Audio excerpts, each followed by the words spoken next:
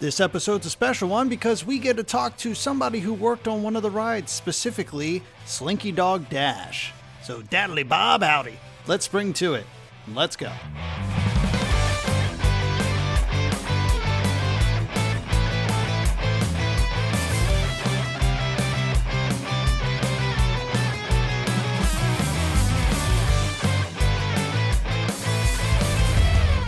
Hello, everybody, and welcome to Parkgoers Go, your go-to podcast for all things theme parks. I'm one of your hosts. My name is Dustin. I'm your other host, Nate. And I'm Logan. And today we have a fun episode. I feel like I say that a lot, but you know, it's true every single time. But this time, it's going to be a little different because we actually have an interview today. We have a special guest. Yay!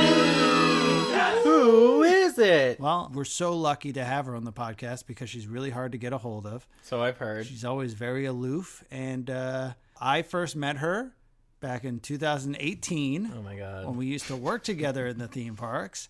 And then, I still see her every single day. And it's my wife. It's Shannon. How are you, Shannon? Yes! I'm aloof. Every time we record the podcast, you're never around. It's because you tell me not to be around. Yeah, got to keep it quiet. And you're so loud with your TikToks and yeah, no, she's here today to talk a little bit about her time at Disney, specifically with a ride. Some might call it the wildest ride in Andy's backyard. Yeah, and it is a Slinky Dog Dash. So let's start off with a little bit of information about yourself, specifically when it comes to working for the Disney parks. When did you start working for the Disney parks, and what did you do? So I started working for the Walt Disney Company in 2018 as a Disney college program. A Disney college programmer. There you go. I worked at the Emporium in Magic Kingdom, where I met my husband. Me. And then I went part-time, where I worked at Slinky Dog Dash in Hollywood Studios. That's what we're here to talk about. Oh. Whoa.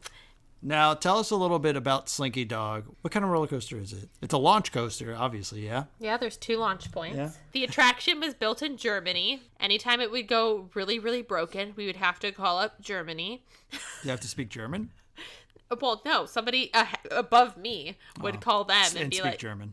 No, it would be like the maintenance people. Like, if something really broke and they couldn't figure it out, they had to call the manufacturer. Right. And be like, hey, this is what's happening. What can we do? That only happened one time that I worked there. Yeah. And it's because we could not fix the ride to come back up. Right. What is the most, common problem that causes it to go down? The hard part, because it's an outdoor attraction, is a lot of, the mats. I don't know if you've ever noticed, but at any break point, there's mats along the track. And that's because if anyone were to step out, it would shut down the ride. It's to auto e-stop, basically. They also exist on Tiana's and they exist in a lot of rides. Yeah. But being outside and with all the elements, those would break a lot and would randomly break. And if you can't clear the fault, it shuts down the ride. Weather would be another reason why we would go down a lot, or broken dogs. Not the dogs. Like their spirits? Or... Well, one time the eye fell out. Oh my God. And that... Oh, how does that happen? I thought it was just one solid piece. No, the eye can come out.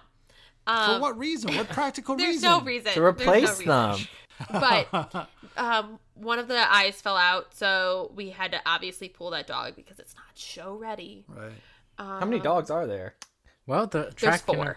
Yep, I'm just reading the wiki right now. I was about to answer. Well, actually, Nate comes in as Mr. Know-It. Technically, there's 5, because only 4 can be on the track at one time, and there is a 5th one that you can switch out. So yeah, does that show up on your Wikipedia page? It actually says, well, no, actually, no, it doesn't. If you've ever been on the ride where the Rex box is, or right where you get on the ride, is where the dogs will come in. That there's a door right there that will open. Oh yeah, you can see. And that's I remember every time I see it. You can see the track. Yeah, the diversion. Tell us a little bit about the different positions that you could have at Slinky? You don't have to go through all of them, but just, I guess, some key ones or some interesting ones that people might not know about. Okay, just go through all of them. Okay, I was going to say, I feel like all of them are quite normal for any attraction. There's Greeter, there's Fast Pass, which doesn't exist, RIP. The position exists now as like Multipass. Multipass. Yeah, Lightning Lane. Yeah, but it's not the same when I worked there. And then there's like Merge? Wheelchair Assist. Do you guys have Merge or no? No, it's two separate lines all No, going we have all the way. Merge. Oh, you do have Merge? Yeah, because, well, I don't know if it's like the same anymore because I feel like it's not as chaotic with Multipass as Did it we was ever establish with FastPass. when you did work at I Slinky? worked there from 2019 Pre-COVID. until I was let go in 2020. Okay. Because of COVID. 2019. Now, just as a disclaimer, we weren't let go as part-time. We were seasonal at that point. So you started there as part-time, and then you went seasonal. I went seasonal in Yeah. October of 2019. It was 1 month away from being 3 years. There's Merge. There's Grouper, which Grouper is the one that assigns everybody a row. Love a good grouper. At Slinky, if you didn't know that there's 2 different lines. Once you get past Merge, there's the odds and the evens. What is merge? Merge is like where the 2 lines meet. So where the Fast Pass line and the standby queue meet. And there's a cast member there that tells, oh, this side can go and then that side can go. And with Merge at Slinky, it was very specific compared to other attractions like Pirates that you worked at, where you would just pick a side and they keep going. While at Slinky, you had to ask each individual group how many because you had to put them in odds or even lines. The whole point of having an odds and evens line is so that there's never an empty seat. 2 odds make an even. Yeah. Good job, honey. 2 wrongs never make a right. But that part was always the hardest for people to understand when we were doing like a full odd train, is that you have to sit with somebody else. Like, you don't really have a choice. And if I tell you 2 people go in row 1 and 1 person goes in row 2, you can't switch and be like, oh, actually, only one of us wanted to go up front, because then you're splitting another family. But you guys didn't have single rider. We did not, no. Interesting. This was their way of getting past single rider. Right. Because you were still forcing people to sit together. One of the things Slinky Dog Dash is infamous for is the crazy long lines they tend to bring. What is the longest, when you were working there, what is the furthest you've ever seen the line go? And have you ever had to be one of the sign holders? Yes. The furthest I ever saw it go was all the way to Animation Courtyard. Oh my What? God. That's insane. Well, hold on. So, like, inside Animation Courtyard? Yeah, so basically you go through the whole queue and then down past Woody, past that DVC queue, turn at One Man's Dream, and you it keeps going down until you hit Animation Courtyard. That's and insane. like that arch where it says like Hollywood Studios. Did you go inside, or was it just right outside? The furthest I have ever seen it go was Animation Courtyard near like Brown Derby. Now, is there protocol for that, or is it kind of just like, oh no, we got to figure it out as we go? The end of line person is like, they already have the sign, they already have the bag with the numbers, and they are just waiting until the line gets out of the queue, and then they basically just keep following. What is the bag with the numbers? So the end of line person carries a bag full of wait time numbers, so that when we're alerted that the wait time has changed, you take the number off the sign and put up your new number. Oh, do you guys get a walkie-talkie, or somebody just come up and tell you? It depends. Early in the morning, you're always walking with a coordinator, just because the line and the wait time jumps so frequently. Right. And they have And they have walkie, communication. radio. Yeah. So where's your break room? There's a stairwell that goes down underneath the ride. Our break room's down there, and it also leads to Tower. Oh yeah, tell us a little bit about Tower. What is Tower? Is it Tower of Terror? Is it not the Tower Tower? No. Oh. Oh. I thought you meant Tower of Terror. No, It's a position. Tower's a position. Yeah. It's basically the person that's in charge of the attraction, because they're watching all of the cameras. They're watching for any faults. They're watching load. They're watching unload. They're watching every position, basically. And they also have a phone that is connected to all of the consoles and positions that can also communicate basically back and forth. Like, hey, this is going on. Hold in load or hold and unload. But they're also the ones that are alerting management and coordinators if there is a problem. Interesting. I always wondered who they were talking. I thought they were just talking to each other. They can. They all can communicate to each other. But if there's like a specific issue that like the ride isn't going or something stuck somewhere, that's when people will page to Tower being like, hey, what's going on? Also, Tower has like the main e-stop where it will stop the whole ride. Every console has an e-stop button, but like the power. Yeah, basically. It's the position with the most power, but it also the most nerve-wracking position. Yeah. With great power. Because at least when I did training, at Pirates, we were told very specifically, we're like, hey, listen, if you screw up in this position, you could get fired. And we're just like, whoop, gulp. Yup. And that's like anybody, that it doesn't matter about like your tenure or anything or how long you've been, like everybody Nope, rotates. it's all part of Yeah, if you rotation. mess up. right? Yeah, it's all a part of your rotation. That's crazy. It's a position when you learn at the time that you're trained, and you can be put there at any time. I have one other question that not everyone might find this interesting, but I'm going to ask it anyway. When you're like, when someone needs like extra time getting onto a coaster or something, I'm assuming, Yes. or at least maybe this doesn't apply to this one, but that there's kind of like a rhythm of when cars go and like 48 seconds. So if it takes longer, like, does that also cause, an increase in wait times and stuff? Dogs will crash. Yeah, so it does. No, dogs won't crash. No, it does increase your wait time, and it can also make our productivity lower because you're not getting as many people through in the hour that you're supposed to. But they expect that. It's not like a perfect number. That's as fast as it will literally let you go is 48 seconds. But there's things that happen. There's lap bars that are too tight. There's people that need extra time to get on. There's people that don't go on their seats correctly. Well, piggybacking off of what you just said about the productivity and all that, let's say that a Slinky Dog doesn't make it over the hill and then goes back down. What's Roll preventing... back. Say again? Roll back. What's preventing the car behind it from just coming down and slamming right into it? Brakes. In what way? So I thought it was a coaster. Okay, so the ride is smart enough that it knows where the trains are at all times.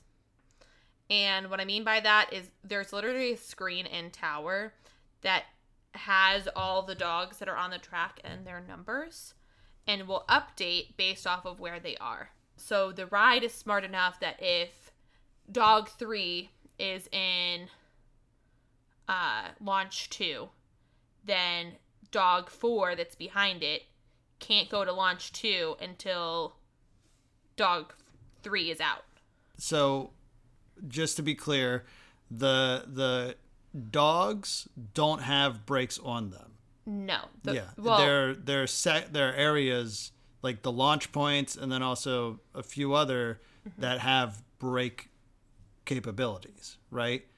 Yes.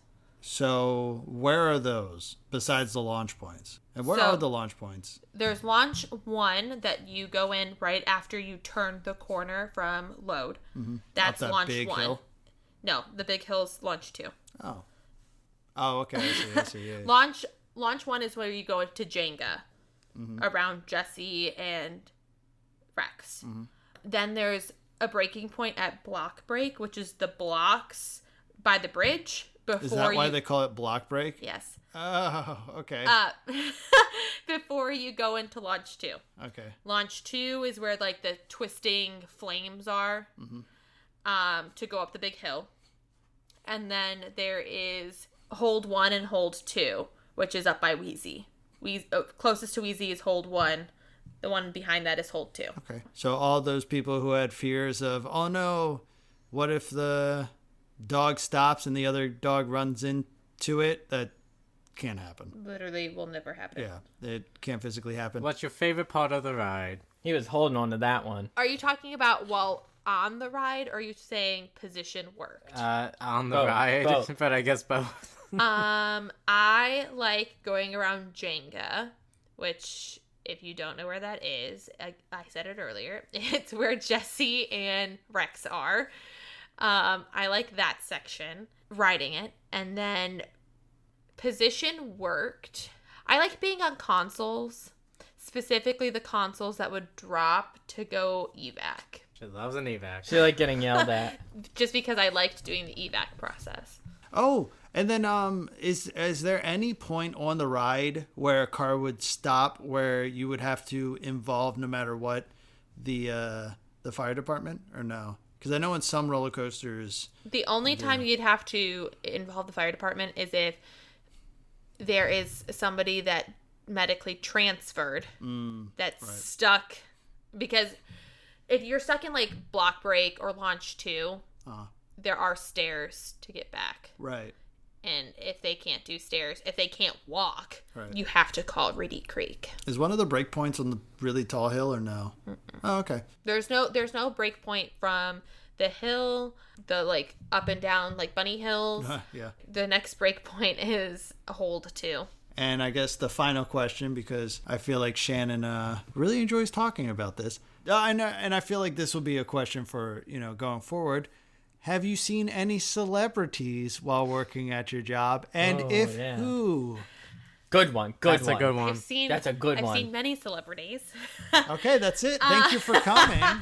One of the celebrities I saw was Michael Jordan. No, he did not ride the ride. Oh. Too tall. His daughters and his wife rode the ride, and he just sat off to the side. Was he too tall? He was Can you too- be too No. tall? No, he just didn't want to. He literally stood behind me at unload the whole time. Interesting. He just kept on saying his name for some reason. And then Stop I saying, walked "Hey, between. Hey, you. Hey. I'm Michael Jordan. I walked between Joe Jonas and Sophie Turner when they were married. And when I mean walked between them, like I literally could put my hands out and touch both of them. I was going to say, you physically split them apart. I guess. I saw Did Chris. you touch them with your hands? No, I okay. could have. I said if I Watch would my have both. put my arms up, I would have touched them. Missed opportunity. Be like, sorry, I have to. Double high five. Slap the I butts saw on the way Chris in. Evans frequently. He frequented. He would come a lot. He would come with his nephew. He once said thank you to me. Maybe I start going to Disney more often. I need to see Chris Evans. And funny enough, he kept on saying, he would stand behind her and kept on saying Hey, that he you. was Michael Hey, you. Jordan. So this is weird. Who else have I seen? I saw one of the girls from Pretty Little Liars. Don't ask me which one.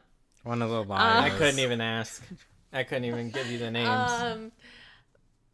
You don't need to break your brain. I mean, you gave us some really good ones. Yeah, that's true. You already got the top shelf stuff. What's his face? Tom Brady, and his whoever cool. the other was dude that was. after a Super Bowl, maybe? Yeah. Yeah. I like how you saved Tom Brady for after one of the Pretty Little Liars. I don't remember their name. That's true. So that's fun. Well, thank you, Shannon, for taking time in your very busy schedule, being So able to drive busy. all the way down here to speak with us. All the way down the top of the stairs. But yeah, no, this was our first theme park employee interview. So thanks. Ba-da-ba. Nice. So guys, how we think about that interview? My favorite so far. No, but I actually did like that one because I got to ask a lot of my technical questions that I'm a big fan of. That I don't know if our viewers are really going to like them, but I think the true Disney fans would appreciate. Wait, no, I mean that true park fans will appreciate. That the true park goers would appreciate. Doesn't cut that together.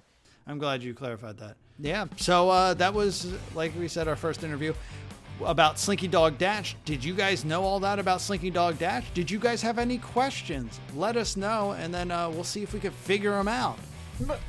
Or you can just ask your wife. What do you mean? That's how I'm going to figure it out. But anyways, Yeah, so that was this episode of Parkgoers Go. And next week we have a new episode on Wednesday. So we'll see you then, and we'll see you at the parks. I'm Dustin. No, I was hoping you wouldn't remember. We don't And do this it. is Parkgoers Go. And I'm Let's Logan. go. Bye.